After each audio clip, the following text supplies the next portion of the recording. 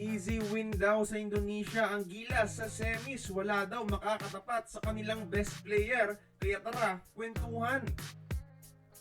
Nag-aabang na talaga ang Indonesia na makaharap ang ating Gilas Pilipinas sa semis ng SEA Games, mga idol. At yung mga Indonesians, mataas ang kumpiyansa ngayon mapang-insulto na sila na kayang talunin ng kanilang kupunan ang ating Gilas team.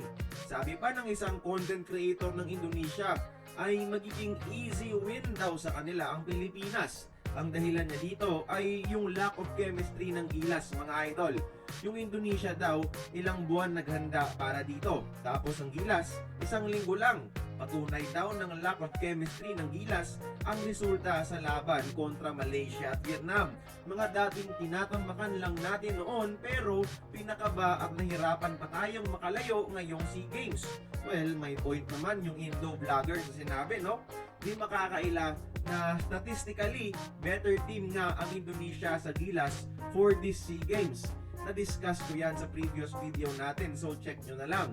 Pero parang lumaki ata ang ulo ng kalaban natin mula sa pagtalo nila sa atin sa gold medal noon.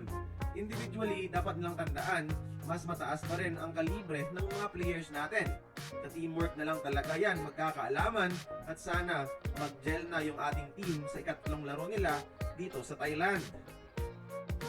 Yung pinagmamayabang pa ng Indonesia ay wala daw makakapigil kay Derek Saviero, ang 6'10 US NCAA player ng Indonesia.